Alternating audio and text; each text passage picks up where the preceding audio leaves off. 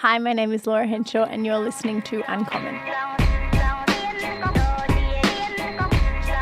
This podcast is brought to you by Neural Media. Are you an entrepreneur or marketer who needs help making podcasts, video, or animation? Perhaps you don't have time to manage a freelancer or the budget to deal with an agency. Well, Neural Media can help you with simple and affordable content creation, saving you time and money by taking away the pain of producing that content. To learn more, head to neural.com/media. That's neurale.com/media. Play around with our pricing or request a callback directly. Listeners to the show receive a special discount by using the promo code UNCOMMON. Welcome to another episode of Uncommon, the podcast that helps you build your knowledge, skills, and mindset through interviews with unique individuals. My name is Jordan Michaelides, and I'm your host. In this episode, I have for you Laura Henshaw. Laura is the co-founder of powerful fitness and health brand Keep It Cleaner, podcast co-host of KickPod, co-author of A Girl's Guide to Kicking Goals, and on top of it all, she's studying a law degree.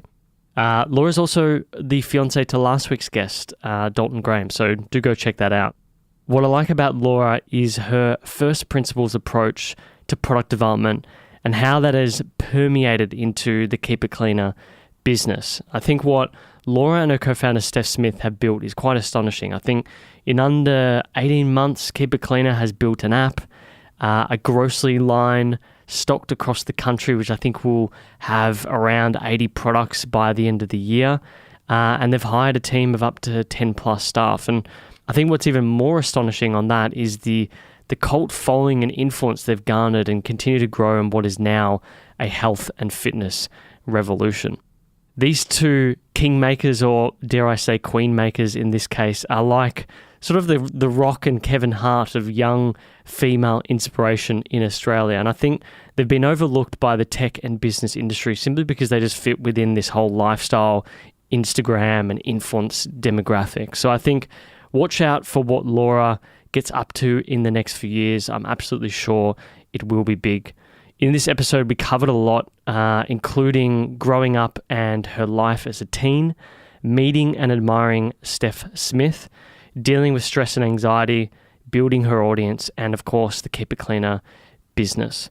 If you enjoyed this episode, do subscribe or leave us a rating. If you want to see promos for future episodes and what we have on behind the scenes, follow us on Instagram, just at @uncommon_podcasts. If you want to watch the video for this episode, we publish all of that on YouTube. Just search for Uncommon Neural on YouTube and you'll find us there. Show notes for this episode and all previous guests are at neural.com/podcast. That's neurale.com/podcasts. But thank you so much for listening. Our regulars for coming back and newbies for giving us a shot. I hope you'll enjoy this conversation with Laura Henshaw. Laura, we're live. Just like that.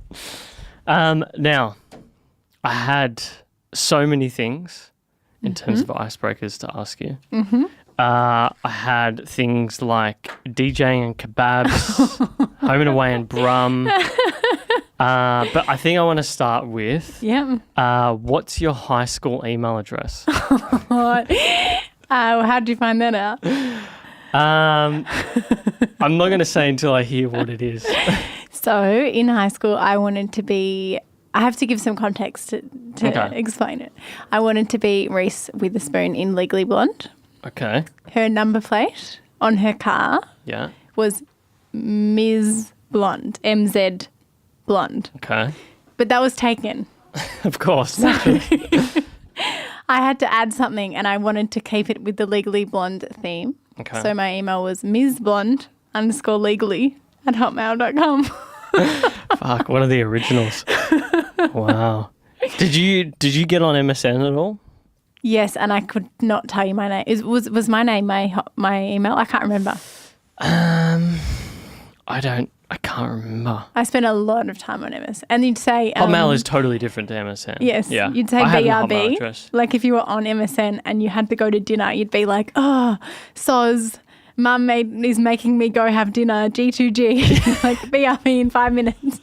Yeah. And the group chats, some of those group chats were quite brutal. I can't remember that. Is that really bad memory? People would invite someone. I mean, I feel like parents think girls at the young teen level can be quite bitchy, but they obviously have not met guys in groups. Because seriously, I remember one time in like year 7 or 8, people would start a group and then they'd invite someone and the entire group would just be bagging out that person. It was brutal. I think I don't remember because I don't think girls did that. No, guys were like, that is so mean. Trial by fire. It's just horrible. Oh. I remember because I actually went to school with Dylan Alcott. Oh, yeah. Same school. And there was some nasty little kids there in year 8, I think. Some nasty that's so boy. mean. But look at him now. Yeah, he's doing pretty well. Mm-hmm. The other one was, and Dalton said to me, I have to ask this, but what's with handbags on benches? I just put my handbag on the bench. Okay. I don't know what's not with it. Yeah. I think that's a better question. What's not with it? That's his pet peeve is, which I'm sure he would have told you, is when I get home, I put my bag on the kitchen bench. We have quite a big kitchen bench. Like there's still a lot of room for everything else, but he hates it. So I put my bag on the floor. It makes sense. I mean, handbags sort of, they sort of go everywhere. I was actually discussing this with my partner the other night. I was like, do you do that? She was like, no, definitely not. I'm like, I'm sure you have. I didn't think it was a thing that was Neither bad. did I just thought it was some weird thing that Dalton went on about. But I've thought about it now. And see, he's a germaphobe. So he really highlights, that thing. So, yeah, I found that pretty funny. And I'm not a germaphobe. I'm the opposite. I mean, I'm not like full of germs. You're like, you're not like, can you leave? But I don't carry hand sanitizer. Yeah. And I'm not paranoid about germs. Now, just back on MSN, what did you think you were going to be when you were a kid? I wanted to be when I was in year 6, grade 6 in primary school, I wanted to be a singer. Okay. Then I wanted to be a doctor. Okay. Then I wanted to be a dietitian. And then I randomly decided, I always had that email address that was telling me I should go back to being a lawyer. I'm like, when's the lawyer coming? Well, I think it was a little bit fueled by Legally Blonde. I wasn't allowed to watch a lot of movies. We were only allowed to watch PG until we were, I think, even past 15 because I had I do have two younger sisters. Yeah. And so until they were 18, we weren't allowed to watch anything over M. Or anything over PG because M was 15 plus. And because my younger sister, Luce, she's 6 years younger than me. I was 21 and I was still only allowed to watch PG. I mean, unless I did it in my own time. But for that reason, movies like Legally Blonde, unless there was a few, like I think Charlie's Angels was M and I was allowed to watch that. There was a few we were allowed to watch and Legally Blonde was one of the ones that we were allowed to watch. So I think I watched it like 25 times. That's so funny. That reminds me of my dad. My dad wouldn't let us watch The Simpsons for a long period of time. My mum said that I would lose brain cells if I watched it. What? I don't. The Simpsons is like exceptionally smart. No, like now I realize in hindsight. Wasn't allowed to swear. I still am in a bad habit of sometimes I spell swear words because we weren't allowed to swear at home. But if one of my sisters called me something or if I called them, we'd tell on each other by spelling it out, like because we weren't allowed to say it. Really? Yeah. That's weird. Yeah. Wow. So what did you do? You went up to your sister and be like, F-U-C-K-U. No, we would just say she said, I still don't like, sometimes I swear, but I just say, even shut up. Shut up was the swear word. So if I said shut up, Sienna, then Sienna would go to mum and say, Mum, Laura said S-H-U-T-U-P. Wow. Yeah. Well, I thought I had a bad, Jesus. She'd also walk me into birthday parties in year 12 if there was going to be alcohol. Okay. So I wasn't allowed to go unless Mum went into the house and met the parents.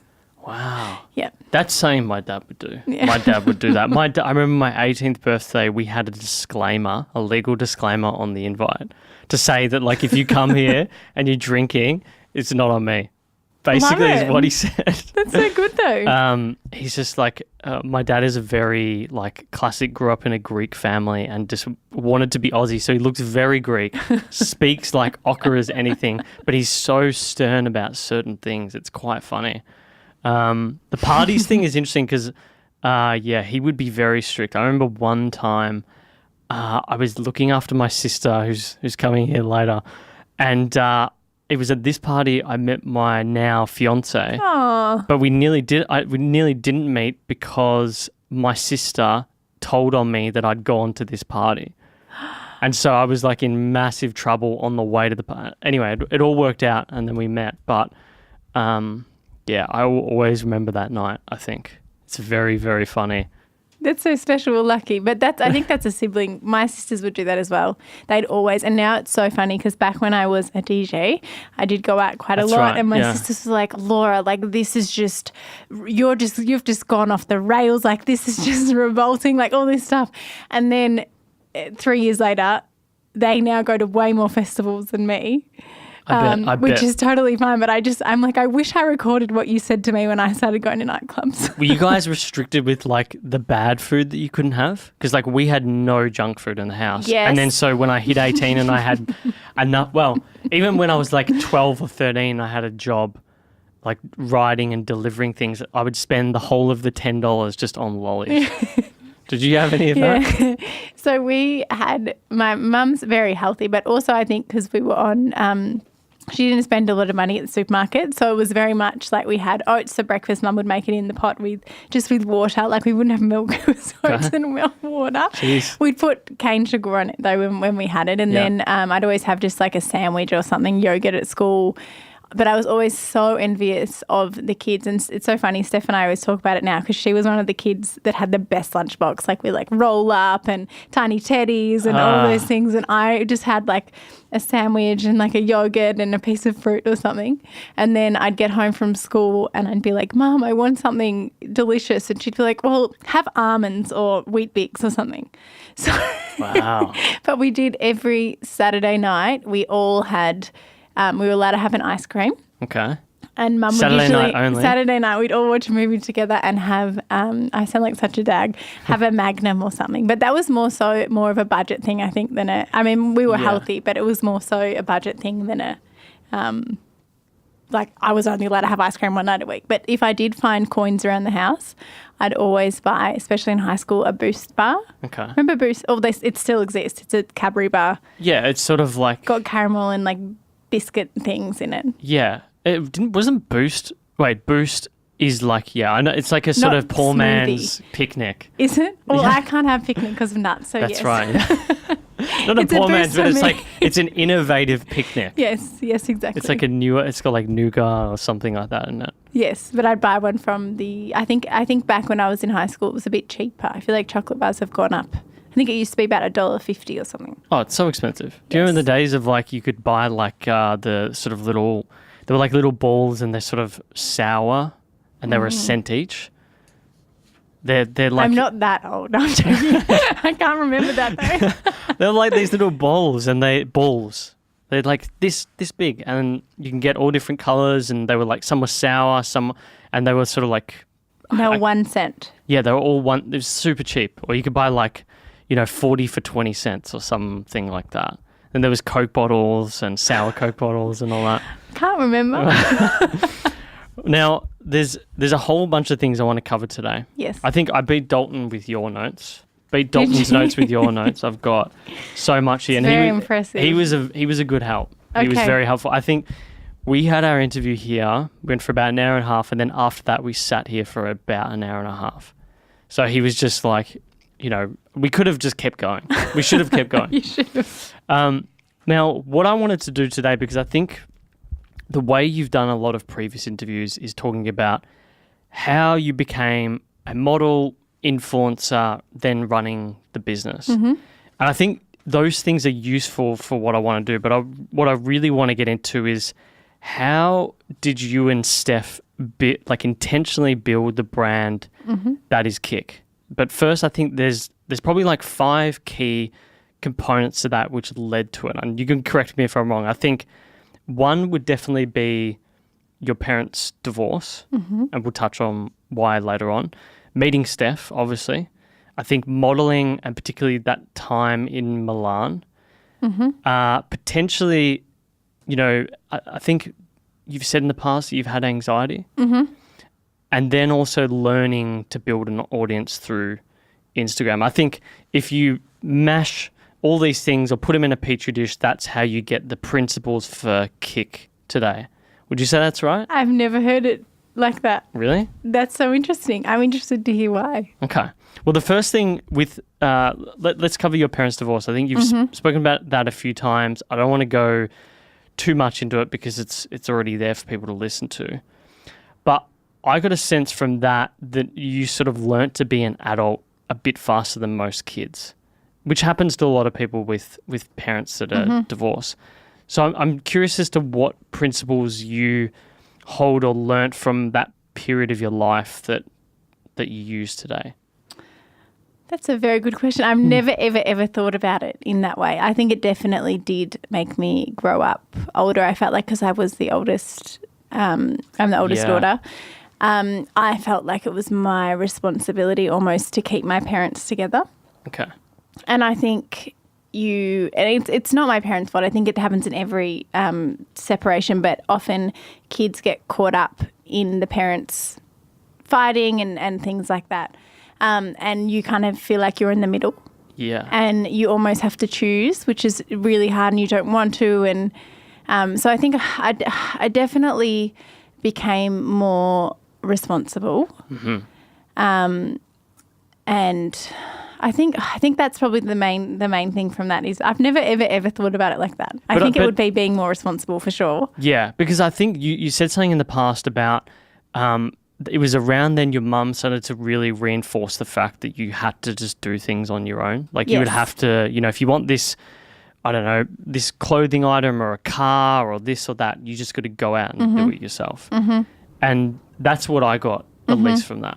I think that was more from my mum. I mean, we were in no way like struggling financially. Like we always had food and everything like that, but we grew up in a nice area.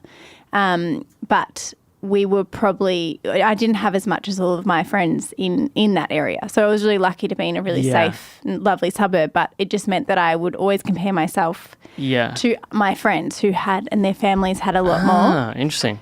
So I think it was about not being able to, I suppose I sometimes just felt like, I wish I could just have that given to me, or I wish I could have that, and I'm never going to be able to do that because I don't have this.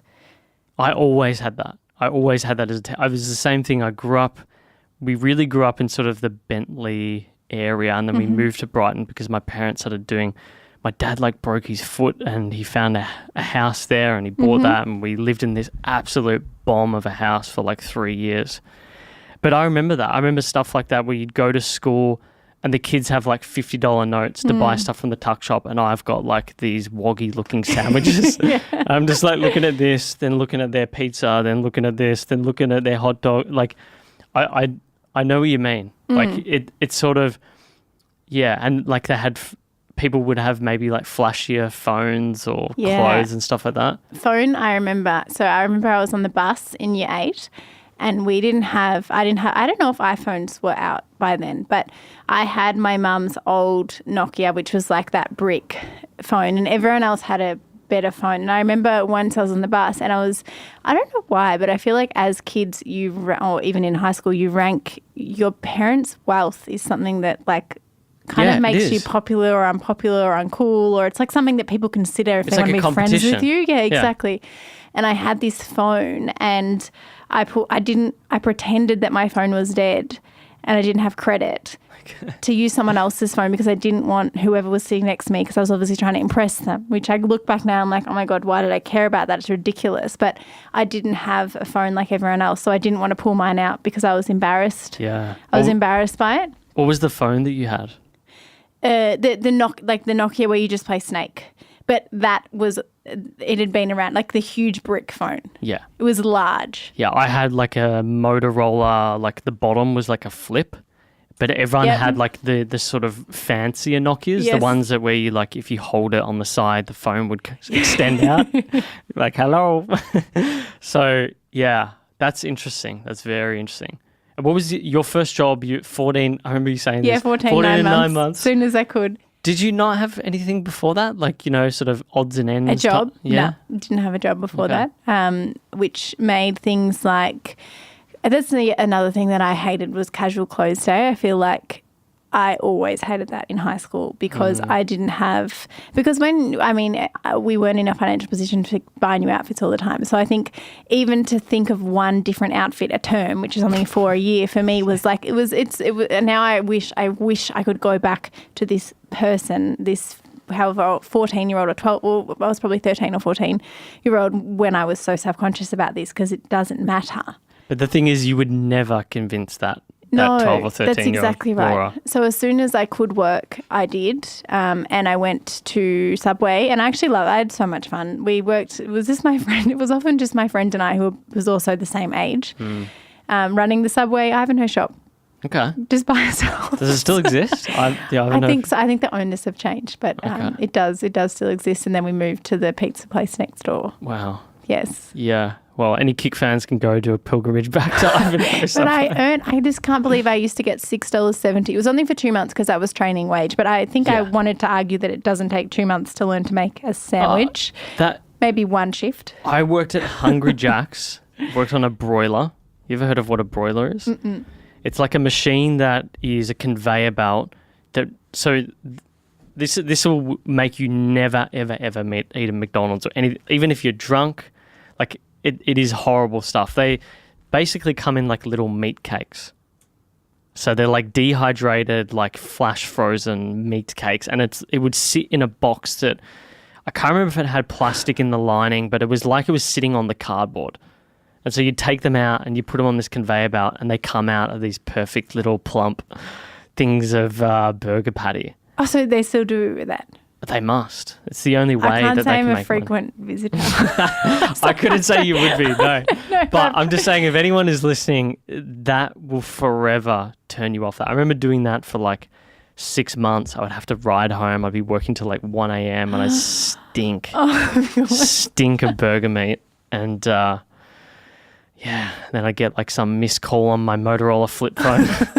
Someone saying, hey, there's a party on tonight, like midway while I'm working. It's like, no, I just can't. But at least I suppose it gave you freedom to have money to be able to, and while obviously I didn't save much at all, I think I saved maybe $2,000 over 2 years or 3 years even. Yeah. It was nice to be able to buy things that I felt pressured that I had to have because I didn't have them. Yeah. I didn't really learn to save then. I was actually very bad at that age. I would just spend because I was so restricted from a certain age. I was almost the opposite in that I had it drilled into me from when, and Steph's the same since I was young, that number one, like a credit card is the devil. Don't go near one. I literally was brought up to believe like it would be the end of my life if I had one. And to live within your means and to always save in case. Mum always had, when they were together and then after, she always had an account with a bit of money in there that if something went wrong, like, the house was flooded or there was like an emergency fund. So I always had that, I think, in the back of my mind that I had to save just in case something happened and I needed an emergency fund and I wouldn't be able to make money ever again. Not that $2,000 might have only lasted me a year. I've got a similar thing now. I think it was like around 18 that I started to really realise that stuff. Mm-hmm. And my parents had always been doing that anyway. It's the only way to get ahead, to be saving or making more than what you're spending essentially. So you can't just go willy-nilly buying 1 cent lollies. But I think it was almost out of a place of fear, which is, I suppose, now it's instilled in me forever. So yeah, it's good. Now, the modelling. Yes. In the past, you've spoken about Milan, but I don't know if I actually got the whole story on that. But I've got a sense that basically this is where you learnt the difference between being thin versus fit. Would you say? Yes. Okay.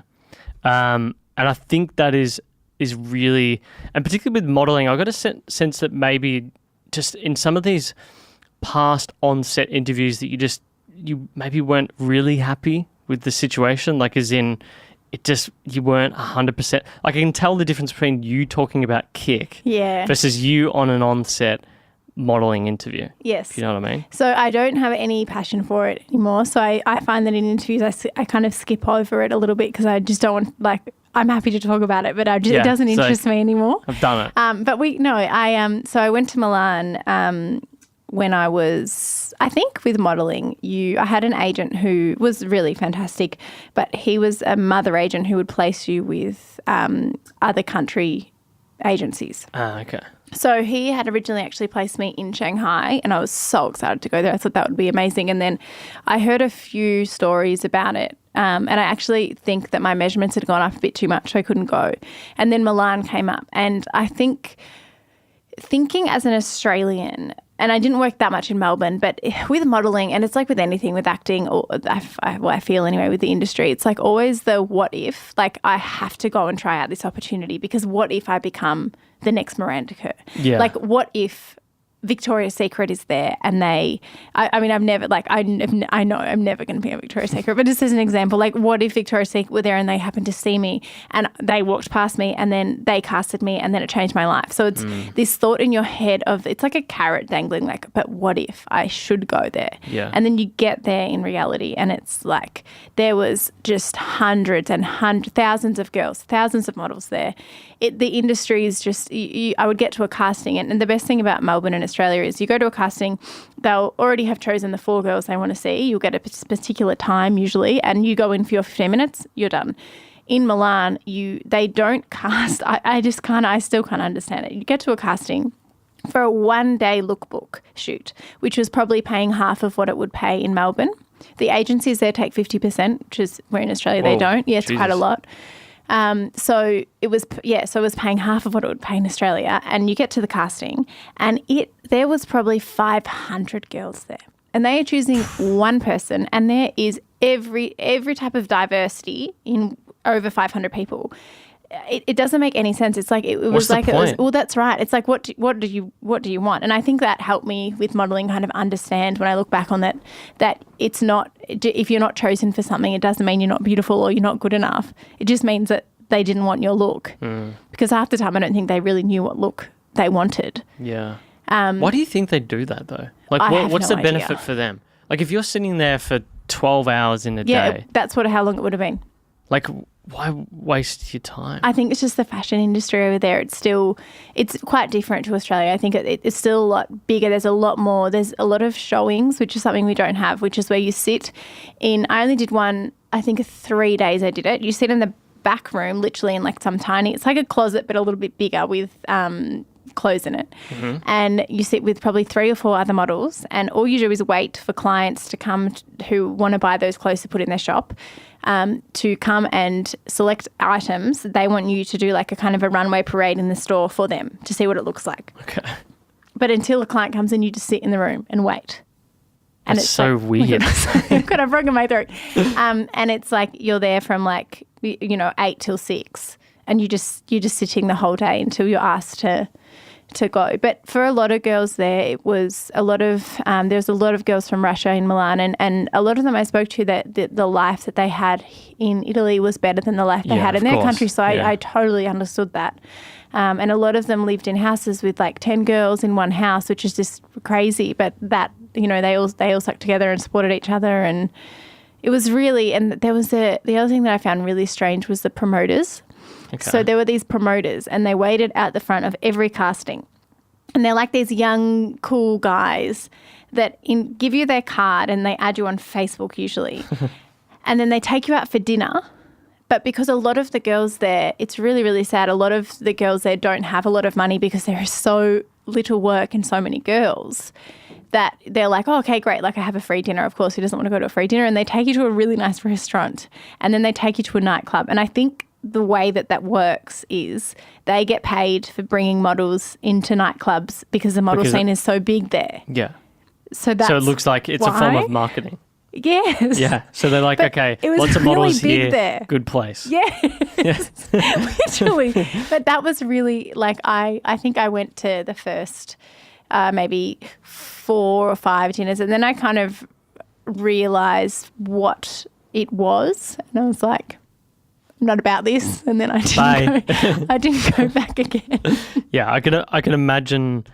Look, I just think it goes to that point I was making as you were learning that difference between being thin versus fit. Yes. And I think that really is something that you carried on also, which was the next point I was going to make, allowed you to bond with Steph, I think. I think in previous interviews you've said that you both were frustrated with that element of the industry. I think around that time you had a blog, was it Food, Fit and Repeat? Yes, it was, yep. How did, I couldn't find it anywhere. I'm sure it's been said, but where did you and Steph meet?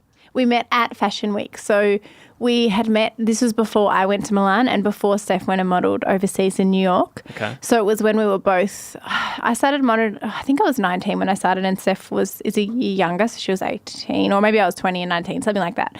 And it was both of our first fashion weeks, but we both hadn't gone through the second wind of puberty yet. So we were still quite slim, but just naturally, that's just what our body types are. How old would you have been? 19 or 20, and Steph was 18 or 19. Yeah. And so we met there, and because it was my first fashion week, I was so nervous that everyone would be really mean, because I just thought because of the movies, models are so, in some movies, they're not depicted very nicely. So I just assumed that's what it would be like, which it wasn't at all. And Steph was awesome, and I got to know Steph there, and from there we then both went and worked overseas. And because we both then went through kind of the second wind of puberty and we struggled so much with kind of maintaining this ridiculous idea of these measurements that are just insane, we connected on that part, and then I think that's where we kind of thought of the idea. Well, when was the first thing that you did to catch up as friends?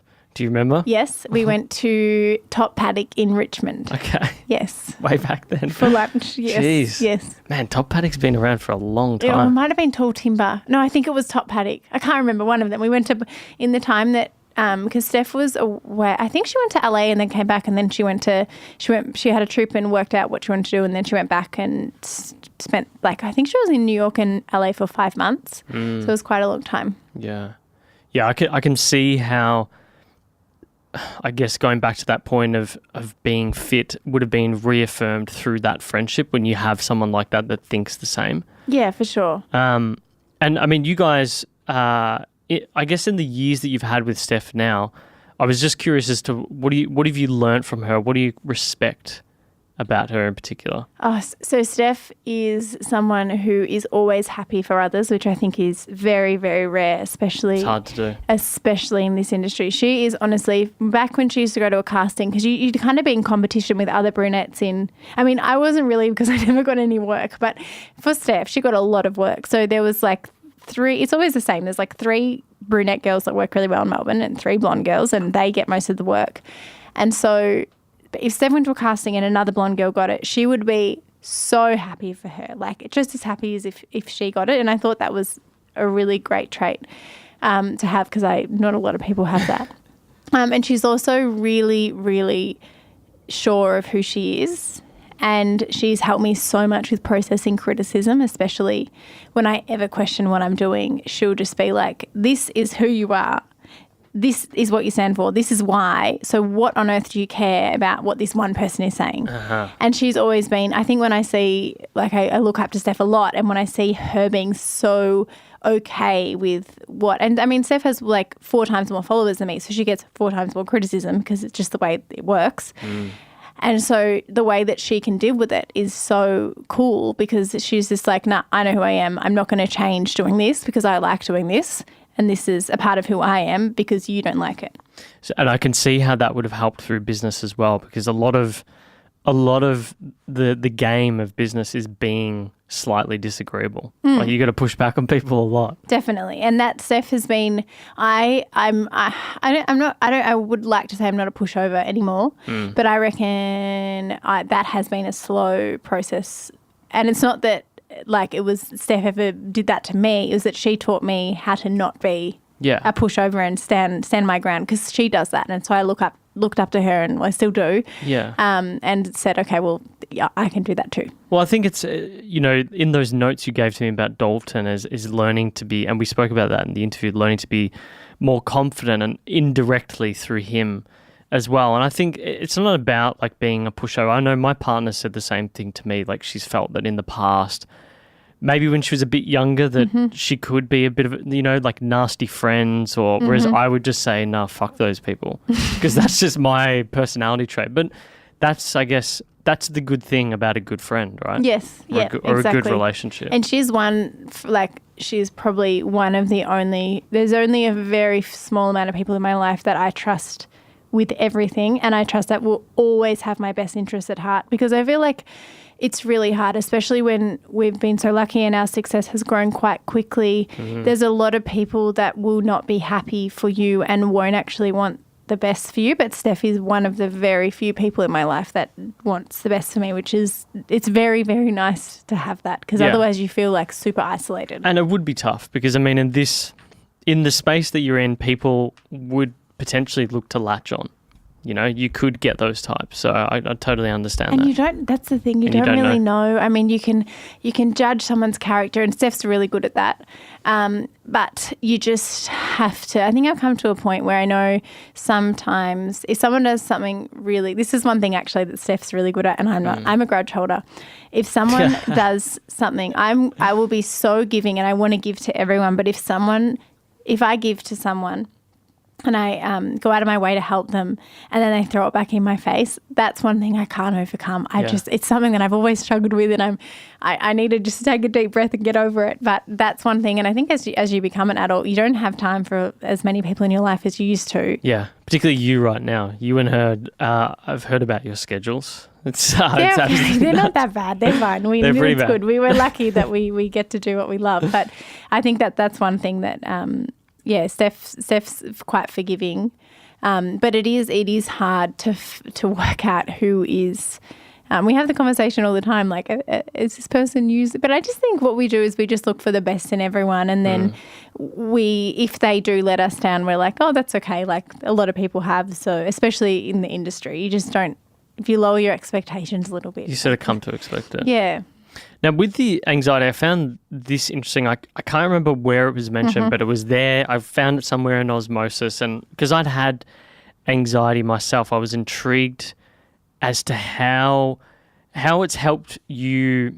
Because one of the things you mentioned in possibly your notes was that you guys need to shut off at the door. Like you don't bring work home, and you've sort of learned to do all that sort of stuff. We try not to. Do. Try being the key word. We try. No, I think Dalton and I couldn't run a business together because I think we already, at the moment anyway, because we already cross the line so much at home with work. I can't imagine having to continue to talk about it. Yeah.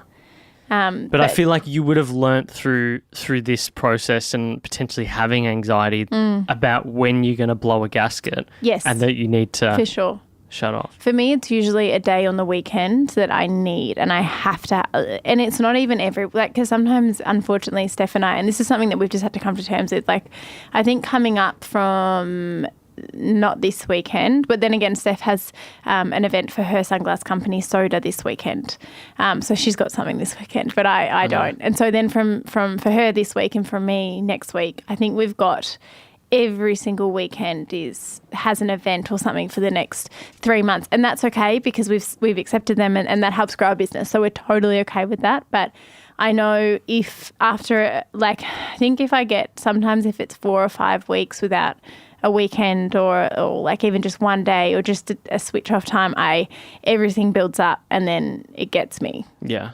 Yeah, I've got the same thing. It's, I actually, for the first time in my life, I took this whole Easter Anzac weekend off. That's great. But I just worked the entire time. Yeah. Like as in, like I split my time between 2 different companies, so it's just allowed me to take time off one. Yes. But it makes such a massive difference. For sure. And you have to do it every now and then. And I don't realise that often. Yeah, but you have to. And I think that's something that Steph is so amazing at, because she will tell me, like, one day when it was really bad, she messaged me and she said, okay, you need to go and download all the Disney movies and sit in the couch and watch all of them. And so it's nice knowing that if one of us feels overwhelmed, I feel totally comfortable messaging Steph and saying, hey, I can't come in today. And I would hope that she'd feel the same. Yeah. I need this day to myself, because if you don't take it, then you're going to be not you're not going to be good for the work for the business for the next week because you're going to be recovering from it. So yeah, you'll be completely cooked. It just won't help anyone. Exactly. What's your go-to Disney movie of choice? Like if you had to choose one. Oh, I don't know if it's. Is it even a Disney?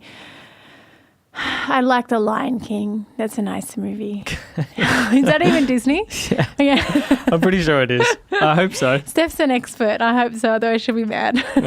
Mine was, I always loved Beauty and the Beast, but I think that's more just because a nice movie. My grandparents used to tape like all of these movies on VCR and they'd be there. Like I'd go down to the den. Did you ever have like a den at your grandparents' house and they'd have like Faulty Towers and Disney movies that they taped? And I had a lot of, what were they called? VCR? Is that what, VCR, VCR you tape on things. VHS or whatever it is. Yeah, that's a long time ago. The other thing as well that I covered at the end there was building an audience. So you've said this in a few interviews. Modeling, it wasn't entirely for you. However, it taught you the benefit of building that audience, which I think has converted into Kick now. Yes. So I'm curious as to what are your principles on, through everything you've learned, what are your principles on building that audience? I think probably one of the most important things is, and I found that my audience has grown so much since I've started doing this, but it's just being really authentic and not doing things because other people do it. I think especially now a lot of people on social media will get on the bandwagon or something or just do something because everyone else is doing it. I think but it really depends on what kind of page you have, I suppose, because if you only post super contrived, perfect content, if you're like a fashion blogger or something like that, that makes sense to continue to do that. Like you can't then post, if you're a fashion blogger, you can't then post like a selfie really of you because people don't want to, this unedited. Yeah. They're so used to seeing beautiful curated content. But with what I do, I don't get any engagement on those photos. It's all about the real photos. And that also doesn't always come to me. The posts that I find where I really can just talk from my heart and what I'm feeling is just that. It's when I'm feeling it. So I feel like I couldn't plan, and they get the best engagement because they're real, but I can't plan, okay, I'm going to do 3 a day and I'm going to schedule them in because it's not, it comes to me in the moment and I'll post it. So sometimes I'll post 5 times in one day, and then sometimes I will have no inspiration to write anything on Instagram and I won't for a week. So that I don't really have any rules with what time I post, or I find that when I did have rules for that was when it was harder to grow. It was when I was just doing what I felt like was real and authentic, but that's why people follow me. Yeah. That's when I was able to kind of grow my audience a lot more. But I think it sounds like it's that recognition of what actually is your category. Yes. Is it, because, if you to look at Tailored Man, I would not expect to see Dalton in his trackies on Tailored Man. Even though he lives in his trackies 24/7. So it's understanding that and then understanding over time what people want to see within that is key. And offering value to them, I think. Yeah. I don't think you can, especially if you're doing something like, a business page or a fashion page, you can't expect people to come and follow you if you're not offering them value. They have to have a reason to want to press that follow button and want to come back. Yeah. You have to give away free content. And that's what happened with my blog, is that I gave away free content for, I think I had Food Fit and Repeat for a year or something before we then charged for the recipes, because people don't want to pay for something that they don't know what it is. You have to build it up and then you can turn it into hopefully a business, but you can't you have to offer some stuff for free before people will want to pay for it or want to keep following you. What do you think people follow you for now?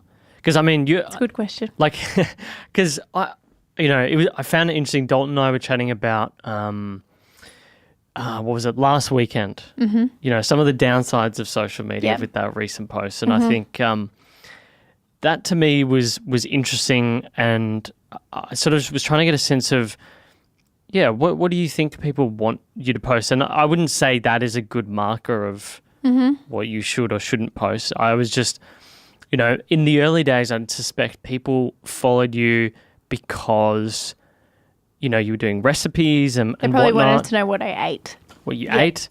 But now it's a little bit different because, you and Steph you guys give away a lot of your life. Yes. I'd say like 70, 80% of your life. Sure. So, yeah, I wonder what do you think it is? I think they definitely, I would hope it's for some type of motivation. I just want to be a page where, and I put this pressure on myself sometimes, and I think about it a lot, is sometimes I'm like, I can't post this random outfit that I'm wearing because it's not going to bring any, it's not going to help anyone.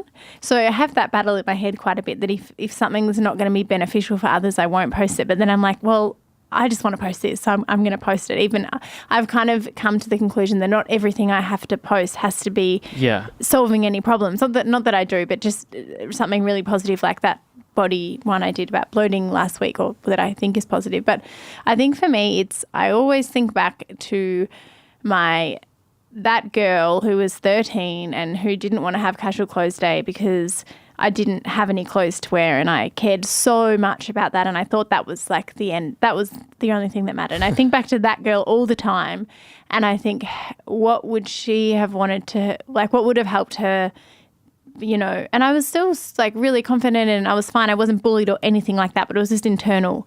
And I think back to what would help her?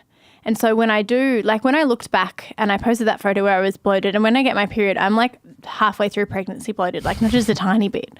I saw that photo and looked through my phone and I'm like, whoa, that is not a good photo. And then I was like, I should probably post this, because you know what? That would have helped me when I was younger. And so I want to help. But then, I mean, again, when you post stuff like that, there's always going to be people that aren't going to like that and have... Well, there's people that are just looking to be offended or frustrated in some way in this era. So I don't think it should I think the marker that you've set with 13-year-old Laura is a great marker. Because the way I've started to see it is you and Steph are sort of like The Rock and Kevin Hart, but for girls. I don't Young even know girls. what is that. I don't know. Do you know The Rock? Is he that super muscly guy? Yeah. Yeah, but I don't know much about him. Like, they're very motivational. Okay, sure. And it's like obvious that most of their audience is young men who maybe are frustrated with their life and their situation. They're like, what do I do? And, you know, their whole mentality is hard work, health, that. I sort of get that vibe. Well, I just hope that girls can come to my page and feel like they're not alone and that everyone goes through things and it's okay. And I think a big thing is also like how important failing is. And I try to talk about that quite a bit, in that you learn so much from it, and things can seem like it's going to ruin your life. But I think in high school you are taught that, like, if you don't choose the right uni degree, like, it's going to be at the end of the world. And like, I can remember being with my careers counsellor, who was amazing, but I never knew in high school that you had more options once you finished uni. Once you finished high school and you got into uni, like, you can transfer. Whoa, I never knew that. I thought what you chose in that careers counselling meeting, and you went into your preferences and decided them, that's it. That is you for the rest of your life. And I think there's a lot of things that we don't learn in school that maybe we should. And so I just think about that. Yeah. I agree. I think it's it's a really good marker. I just wouldn't have thought it. I didn't know, and I find that very, very interesting. But yeah, Kevin Hart and The Rock, that's what you guys are. Sounds cool. Now, Kick the Business. Yes. I've said in a few previous interviews that I think you and Steph are probably two of the smartest marketers in Australia. Like, as in, anyone can be, a lot of people can be a model or an influencer. Yes. But not many people can go create a business that has, 15 staff, an app, a program, books, groceries, and now media, of course. So I think that's why we set up the understanding of the principles, because that really dictates how you look at product. Now, there's a few things on here that I wanted to cover to start off. I think most of your audience would know about Kick, but possibly ours don't know it at all. Yeah, so, of course. I think this sort of started off as like an ebook. Yes, right? It did. With spelling mistakes and all. Yeah, we decided to do, this is where Steph said to me, she had a dream started as a That's dream. right, the She had a dream. dream and she said, Laura, I had a dream, but a literal dream that we made a book together and we sold it. And I was thinking, what? Like, I was like, no way. I can't even. I'm so surprised people even go onto my blog to look at recipes, let alone want to buy them. Like, you're crazy. No way. Anyway, she ended up convincing me and we had no idea what to do. Like, we Googled literally how to make an ebook. We used a fashion photographer, flash photography. We cooked everything. We did 37 recipes in one day. And now once we showed our book, we found out our hard copy book with a proper publisher, you're meant to shoot like 10 a day max. And you have a food stylist and a chef and a proper food photographer, but we didn't have that. I remember, 3-day-old banana bread. Yeah, that's right. That's exactly right. So it was a bit slimy looking in the photo. But I think what the thing with that was at the time that when we entered the market, there was a space for what we were doing and there wasn't anyone really in there. Now there is. Oh, yeah. But we definitely saw that gap in the market for a health offering that wasn't, everything was beautiful and had 1,000 ingredients and was really complicated, and ours was so simple. And we also had the need or the want there for people wanting to know what we ate. Yeah. So we kind of put that together with the need in the market for that kind of thing, and that's where the ebook came from. I think as well, you guys had a bit more of a principled approach. Not to say that others don't. It's just that, the headline message was, I'm doing this because I want to be fit. It's not like, you've spoken about in previous interviews, and it's so true because I'd never realized until you said it, but like so much of the industry is like, pay for this $50 program, lose 5 kilos, 4 weeks, blah, blah, blah, bang, bang, bang. It's like, it's sort of like a gym, not a gym junkie, but it's just like it's the attitudinal differences are there, if you know what I mean. I was looking at health, I suppose, in more of a holistic way than just weight and how you look. Because I think because Steph and I had been, when you model full-time, which I only did for 2 months, but Steph did for a bit longer when she was away. And she actually did. So for Steph, she modeled full-time for about 2 years before she went away, and she worked every day. So she was a full-time model, but not like a normal full-time model where you're not working. And when you're not working, all you think about, which is what happened when she went overseas, and same with me, all you think about is why you're not working because you have nothing else to focus on. So you are completely objectifying yourself and focusing on the physical aspects. And that's what most diets do, is they just focus on the physical aspects. And so because of that, and I suppose the pain that we had felt because of that, we wanted to move away from it. And that's where it came from. Yeah. I really got that sense from that. I remember my cousin, she used to have like an Instagram, Fun, Fresh and Healthy. I wonder sounds familiar. Yeah. You might have heard of it, but it was huge. She had like 50, 60,000 followers. This is back in like 2014. But yeah, it was the same thing. She said that she was just frustrated with it, and she ended up giving it up entirely because the whole thing just came about like, how do I look? Yes. To you, like, and taking photos of yourself. It's just, she got really, really sick of it. And it changed as well. Like when stories came in, that changed for a lot of people because people weren't ready to show. I think Steph and I were lucky because we always showed every aspect of our life anyway, but stories opened up a whole new world, especially for people that only felt comfortable posting curated photos. They now kind of had to show a bit more, and they might not have wanted to, and then they lost kind of they used to love social media and then they hated it. And that's interesting. I'd never thought about that. I think I think when stories came out, a lot of people lost connection with a lot of people lost connection with Instagram because for some people it was amazing, but for some I feel it would have been really hard if you were only used to posting a perfect image that was perfectly created and you didn't have to speak but then you kind of by had the feed. Yeah. I can totally understand that. What was this sort of aha moment for you two? Like what was the moment where you turned to yourselves and went like, this is becoming something more? The app and everything else. When did you get that idea in your head? I think it was probably when we left the people that used to be producing our program and we went out and we did it ourselves and we got all of those subscribers back in the night that we launched. Whoa. So that was How long ago was this? It wasn't that long ago, November or October. This is when we started working with Jerry who makes our app. But when we left that company, we lost everything, which was just the way it was. It was totally fine. Like, it wasn't to their detriment. It was just the way that it worked out. Yeah. We didn't, because the old program was called Kit Girls. And so now it's Keep It Cleaner. So all the subscribers of Kit Girls, we couldn't email them, we couldn't contact them. Like, that was just the way it was. But I suppose the power of social media is that people, it didn't matter that we didn't have their email because they knew anyway. Yeah, and I think that was a really special moment for us, knowing that, I think also because we were the ones behind everything at that point. Like, there wasn't anyone, like, we were the ones who, we had a content director and a marketing director at that point as well with us.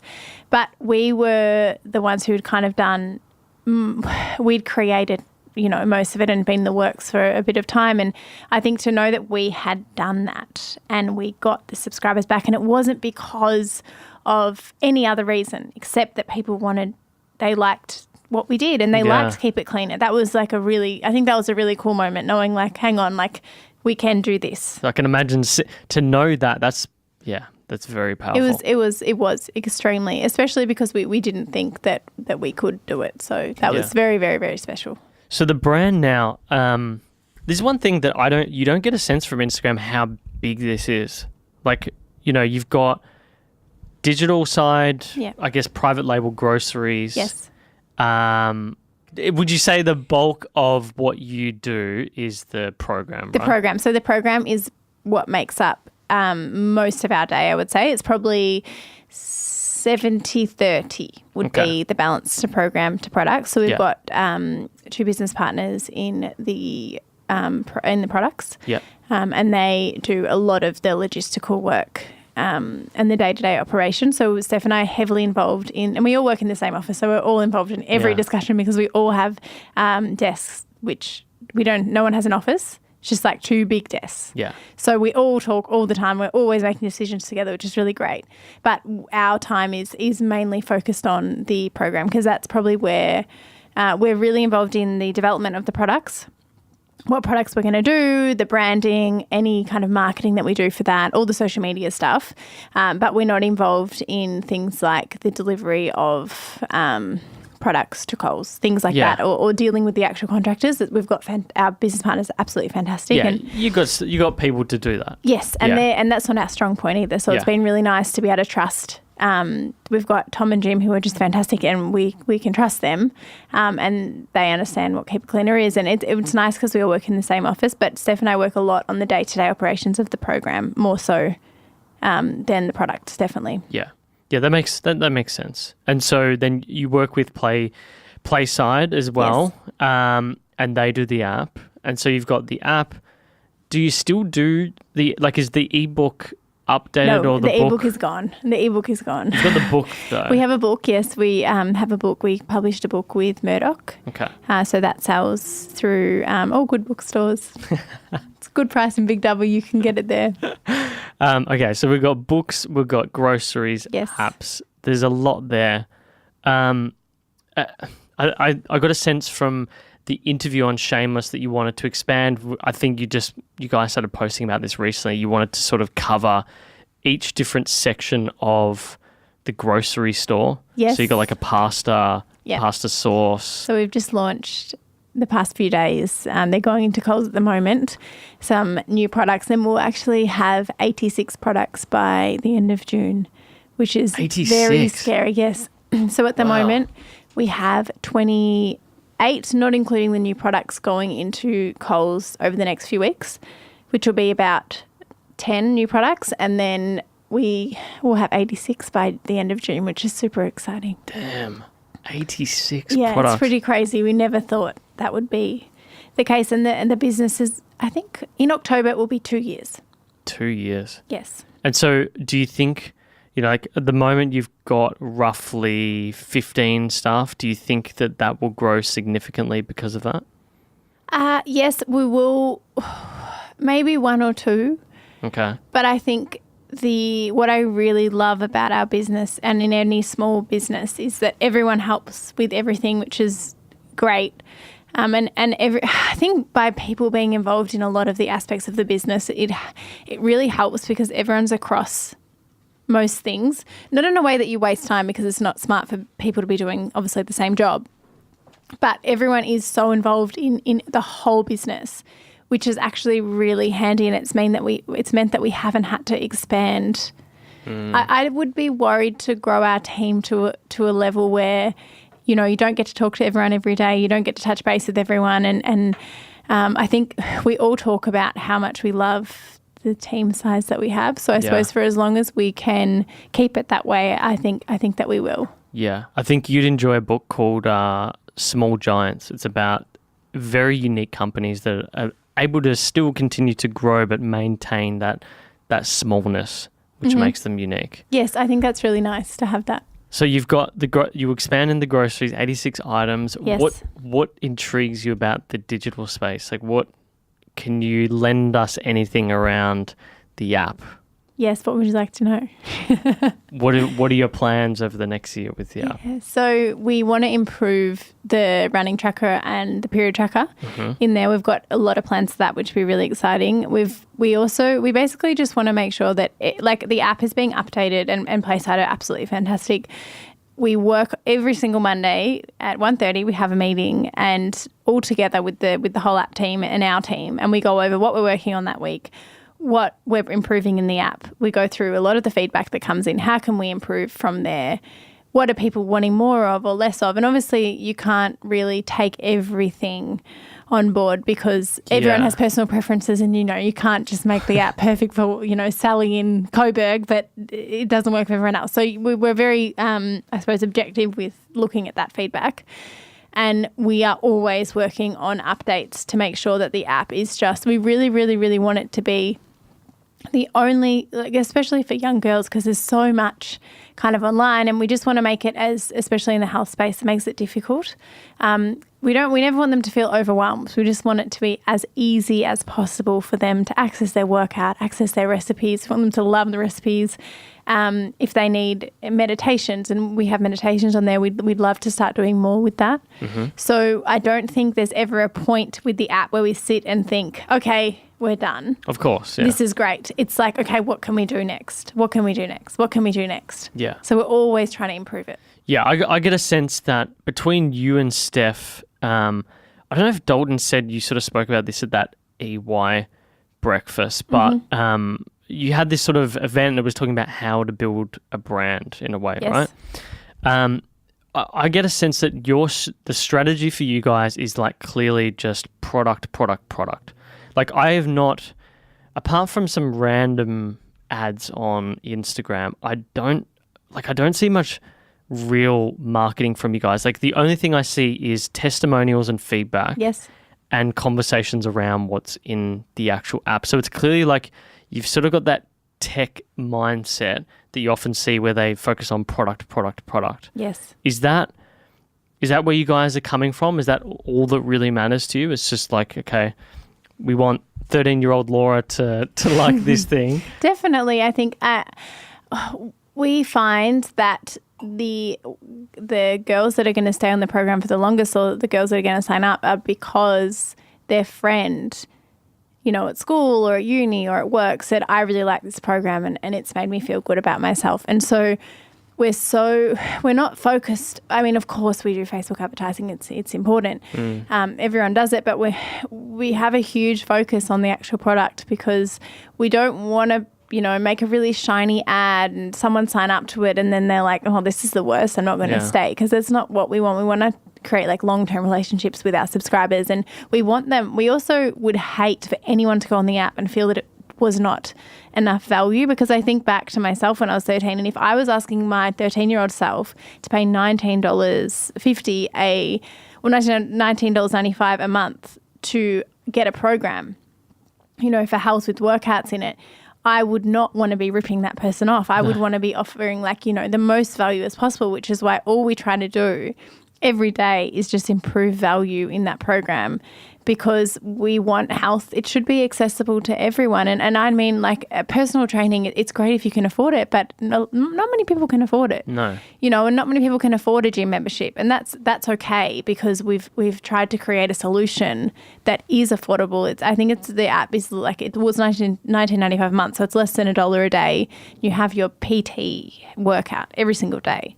You need to buy a little bit of equipment, but once a lot of the girls have been able to cancel their gym memberships, and then we have a list. I think most of the products we recommend are from Kmart. I think that's the cheapest to buy gym equipment, but they go and buy a few dumbbells and a kettlebell, and then they don't need to sign up to a gym anymore, and they've got that workout, and we're there as their friends. We're not their PT, so we do every workout with them. And that's how we've been able to keep the authenticity through the program, because we are not perfect. We get tired.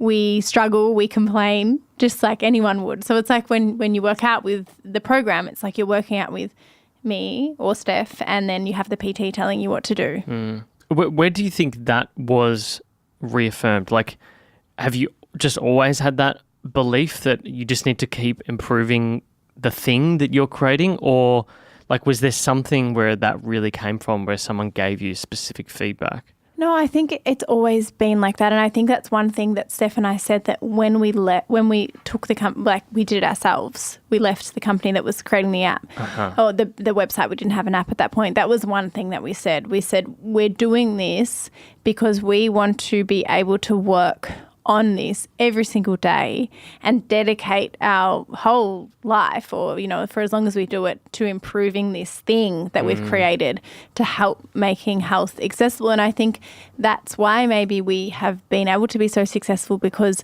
it comes from, I'm saying this, but I could be making it up, but I do promise that it comes from such an authentic place, that the point of it, and Keep It Clean, the ebook started as a hobby. We never set out, and that's been the biggest thing in our business.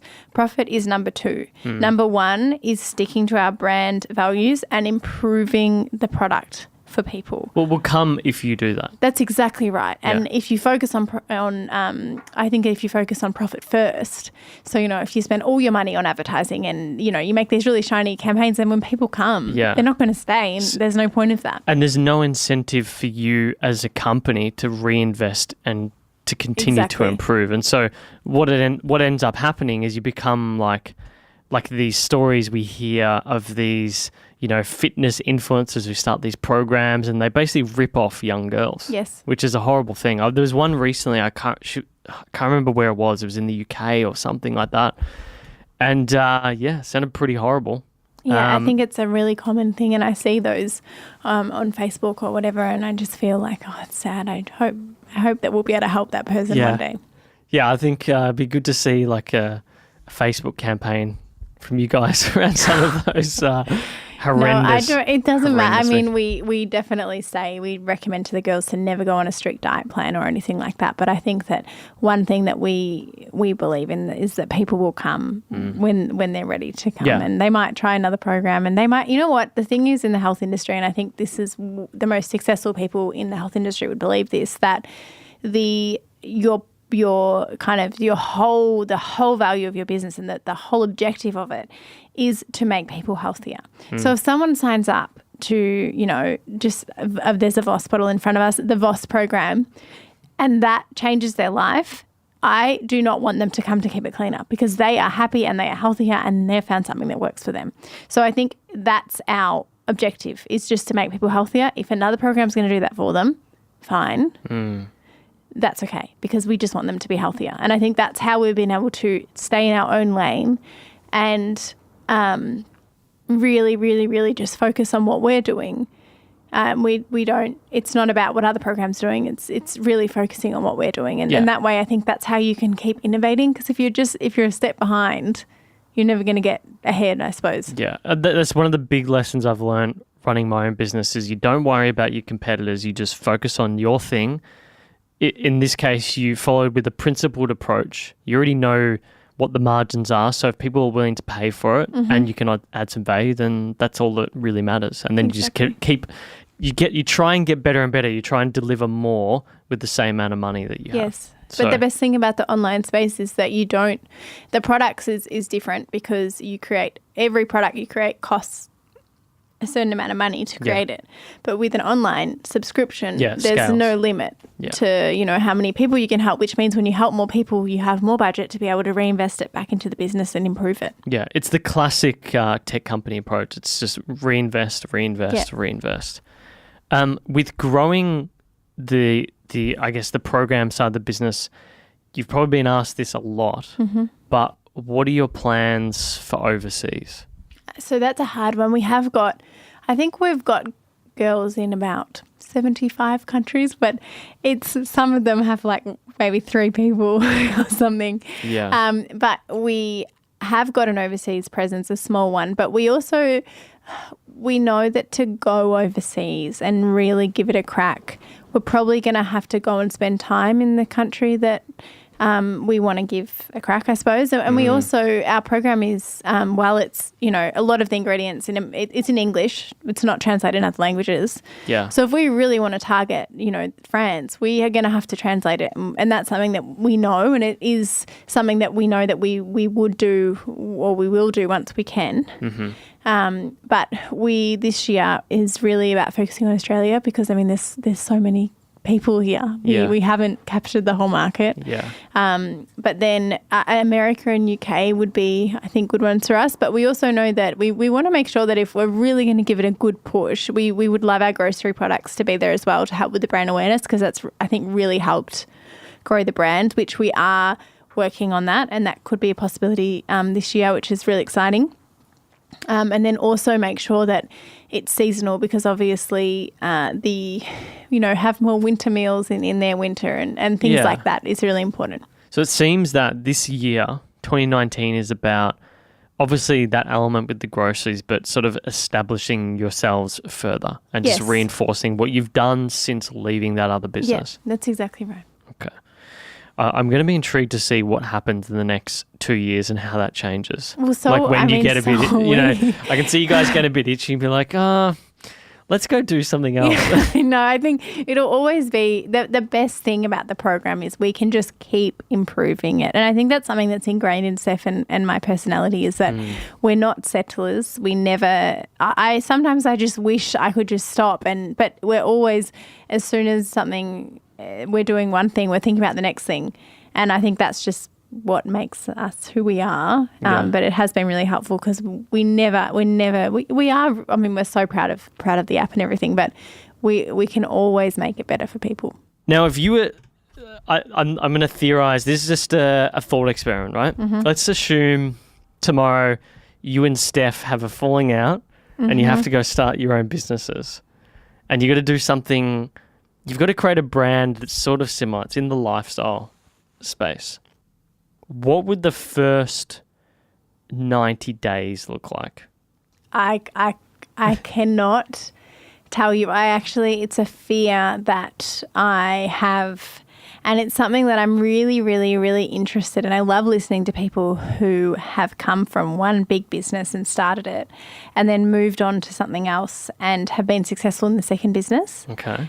I can't tell you because I am driven solely by passion, and my passion is all in Keep It Cleaner at the moment. Yeah. And so you can't imagine it. I can't imagine having a falling out with Steph, number one. I don't know what I'll do, but also leaving and starting again in the same space because I feel like my purpose in the health space is what we're doing with Keep It Cleaner. It's simply that. So I wouldn't want to go.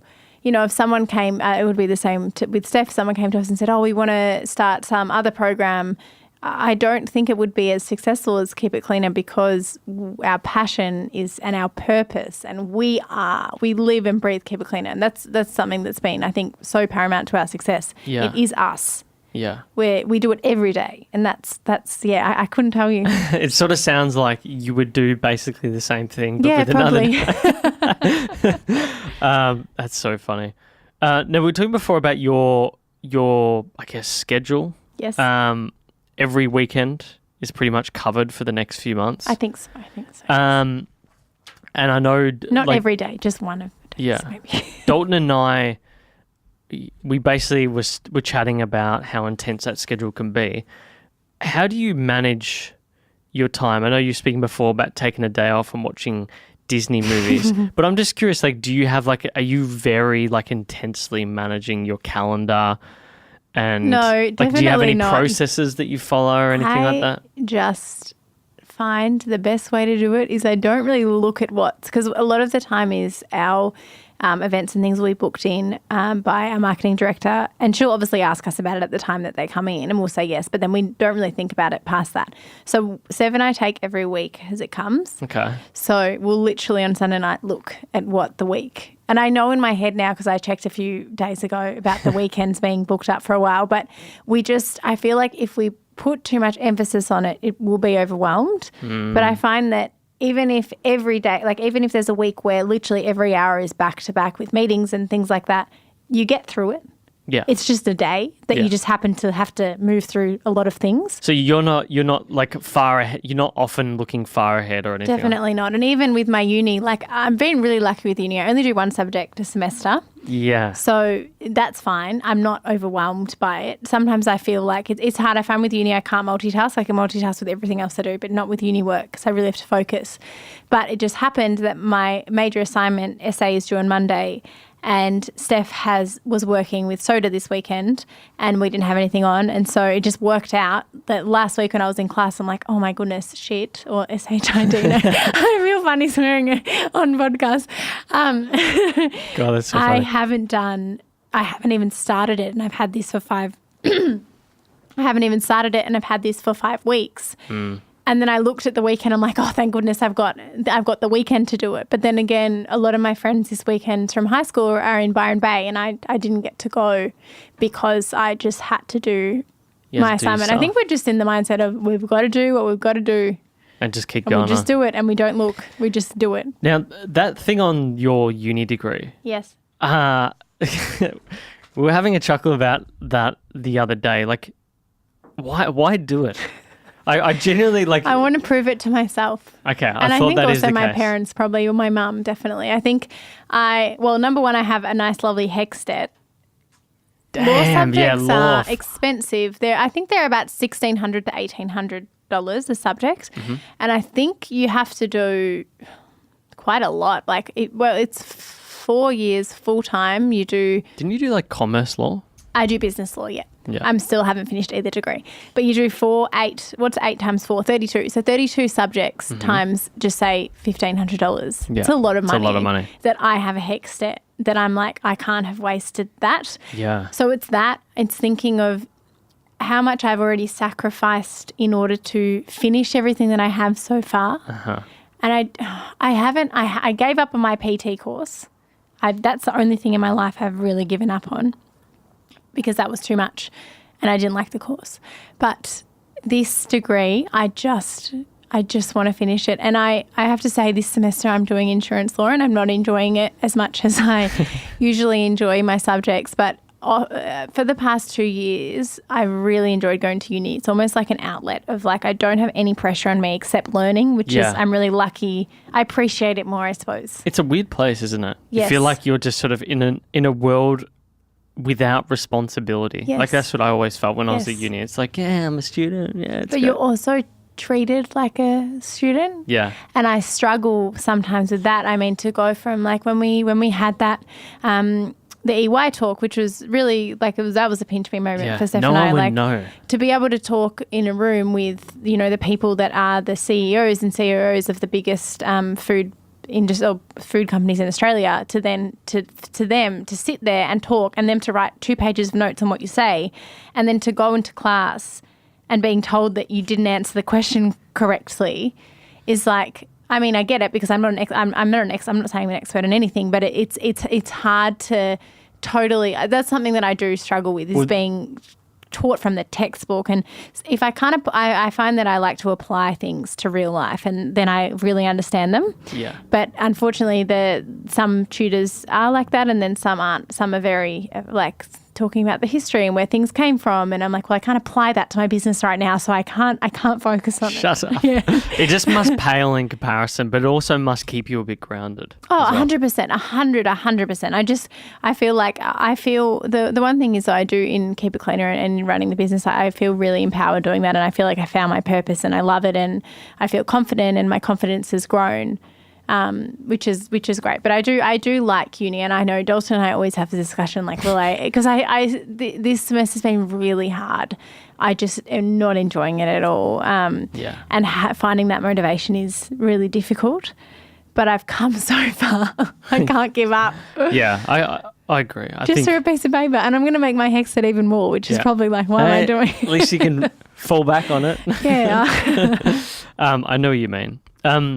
Look, I've got so many notes here, and I really need to jump into some short, fast questions. Sure. But I just wanted to touch on some of the notes that both Jerry and Dalton gave me. I think Jerry was very glowing in his feedback of you. He's a big softy, that guy.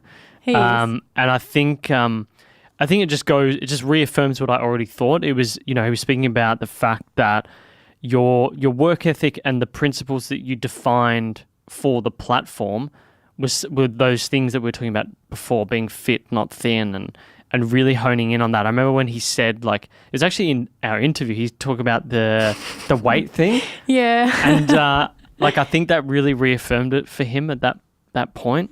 And I think from Jerry as well, he just got a general sense of like, I could see it from his perspective. He's working with these influencers. You could initially assume, they're just going to come in and tell us what to do, and that's the job, and that's fine. But like, he was very genuinely surprised to see you guys responding to emails on the day it launched and stuff like that. He's like, Steph and I have had to actually remove ourselves from the customer service emails. Yeah. Jerry sat us down and he said, girls, I know you care, but you can't be emailing everyone at whatever time you like, because one thing hasn't been answered. And I think the hardest thing, but every now and then we do go in and we look at it and we make sure, to make sure that everything, is obviously, and we have an amazing team, we totally trust them, and it's fine. But he did to sit us down and say, if someone can't get into their app tonight, it's not going to be the end of the world. Yeah. We'll be able to deal with it tomorrow morning. But I think we just want to make everyone happy. We want everyone's experience to be 100%. So it's hard to let go of that. Yeah. Look, I think everything that we've covered in this interview and that he said or reaffirmed just highlights the fact that so long as you guys continue, you will be successful, I think. I think the structure's there for a very exciting business and just the inherent traits of an entrepreneur. It's not everyone can do it. Oh, well, that's very nice of Jerry. Jerry's been a very, very, I don't know what we would have done if we didn't find Jerry to make our app. And he's been a really pivotal partner in the business. Okay. Morning routine. What does that look like? Usually I have a coffee, like an espresso. I don't take that's my pre-workout. I can't eat before I do a workout. And then I go and I do my workout. Okay. And evening, how do you sort of decompress at night? I usually have a peppermint tea. Okay. And I hug my dog, yes. Billy. I love my dog so much. So I spend time with Billy and Dalton. We usually watch a trashy show, or actually we're back into Suits. Yeah. Again. I heard you guys don't watch Game of Thrones. Nope. Jesus. Not into it. I tried, not into it. Okay. Suits all the way. Suits is great. Like Suits. Best purchase under $200. Gym equipment from Kmart. Okay. Gym equipment. Because then you can have your own gym at home. I was about to say a Kick subscription. But well, if you want to follow the workouts, you can then buy the Kick subscription too. Yeah. If you had to gift a book to the audience for Christmas, let's say, just one book. Yes. Could be something recent, could be something you've always gone back to. What would it be? I really liked Michelle Obama's book. I think it's called Becoming. That's right. It came out recently, right? Yes. Yep. I thought it was fantastic. It's a really, what I felt and took away from it was that she wasn't given everything. She really valued education and she worked really hard, and that's why she got to where she is. And I think I really relate to that story. And yeah, I don't know. It's nice to read those things because it's like, hang on, she was no one. She wasn't like born into the royal family, or she was just a girl that became, Michelle Obama. She grew up in suburban Chicago. Exactly right. Yeah. Last question: if you could have a billboard anywhere in Australia, where would it be, first off, and then what would it say, or what would it have on it? I should have. I know that you asked these questions, and I didn't want to. I could have. I No, but I know that this is a question. I can't believe I didn't think about it myself. So what you should have done is you should have done what Dalton did and asked me for the questions. I hate doing it. Back? Yeah, I mean, if you ask for it, I have to send it back, but I prefer to keep them closely hidden so that we get the best answers. What would I do? Maybe going over the West Gate. Okay. Coming from the air, so I'm leaving the airport and I'm driving towards the city. Yep. And it would just say, keep it cleaner. And then it would... Literally as a quote. Yeah, maybe just some brand awareness. That would be good because we've never done a billboard. We don't do much we don't do much marketing like that at all. We all, like, especially for our program, all of our marketing is through Facebook because we can measure it. Yeah. So that's funny. Maybe with the website. So people would be like, oh, what is this thing? Let's check it out. What would yours be? You know, I answered this a while ago and I actually can't remember what I said. So I know someone's going to find it and say, you said something different. What would I say? I don't really know, to be honest. There's too many. The problem for me is that, like, billboards, I like talking a lot. Yes, it's very hard. Yeah. Do you know what? I'd probably just get something on Punt Road, and it would be a quote from George Carlin, who was sort of one of the first politically incorrect comedians, but he was a very good analyst of culture. And his quote was, "I'm just like a viewer who's at the front row to the freak show. Like, I'm just here in life and I'm enjoying it and I'm just viewing it as it comes. I'm not like getting so involved with everything that happens." And I quite like that. It just sort of, for me as an individual who gets very focused and one-eyed on things, it helps me just sit back and have a bit of perspective. So probably something like that. Put your business on there too? Maybe. Picture of you? I don't know. Like a real estate agent, you know how they always have I've never understood that, why they always have a picture. Yeah, so you can trust me. I don't know after seeing that photo. Not after seeing that. Why do I have to trust you based on that photo? Have you seen Lunatics, the Netflix series? Yes, I don't like it. You don't like it? I don't. I find... It grew on me. Initially, it was tough. How long did it take you? We've watched 4 After the or third 5. or fourth episode. I feel like, so there was one scene with the real estate agent. I feel like now it's really hard with comedians, and I feel for them, you have to be very politically correct, and it might have made comedy a bit harder. Yeah. And I feel that there was a scene where he peed in his mouth and did a boomerang, and to me, like, that was not funny. That was just like, that is just trying so hard. I don't know. I didn't. That, but you to know me, that, like, that is... Him doing that was critiquing, showing how stupid. Because there's like there's an NRL player who did it. Oh, I didn't know that. Okay, well maybe but I don't know. There was some famous case of it, and he basically, what I get from Chris Lilly is he's critiquing society, like how, you know, like he's actually created Instagram profiles for the characters. Has he? Yeah. I should go follow them. Maybe I need to give it another go. But I really liked his boy one. Dope as fuck. Yeah, that was funny. Dope as fuck. I like Jemay. And what about the girl with like the 7'2"? That was crazy. I just find it's random. But then also, how do you think of that? It's so hard. And I find the boy, the 12-year-old, I think also it's not his fault, but he's getting older, and so he doesn't look. He used to look like. Look, Jemay looks like, and he looks like a 17-year-old girl. But now I find with like is it David, the 12-year-old boy, the one that goes to England, whatever his name is. Whatever his name is. Chris Lilly no longer looks 12. He doesn't. So it's harder to. I don't know, but that's not his fault. I think he should just keep making comedy, whatever he looks like. Yeah, it's weird. He's always got a few characters he goes for, like a South African lady. Yes, that dog one girl. Is random. That is weird. The teenage boy. What else is there? You know what I don't get, and I have not laughed at yet? What? The hoarder lady with all the... Yeah, that's weird. Did you find that funny? That one I'm just like, I did in the end forward. Because it reminded me of a family friend, which is kind of sad, but also like, Jesus, like, yeah, there are people like this, and it's awful. It's truly awful. I just feel a bit sad for her, not funny. I'm like, oh, that's sad. Yeah. Yeah, anyway. But I think that's what I like about it, is it allows you to do that. But I'm gonna give it another go. Yeah. Thanks. Look, it was okay. Okay. It's not the greatest thing. I give it 7 out of 10. Oh, I just invested 3 nights for that. Laura, thanks so much for coming in and finding time in your schedule. Of course. Any last requests for the audience? Where can they find you? If they want to, they can find me on Instagram. Okay. And laura.henshaw or Keep It Cleaner. Mm-hmm. And then our website is keepitcleaner.com.au. Okay. Well, thanks for coming in. Thank you for having me. Cheers.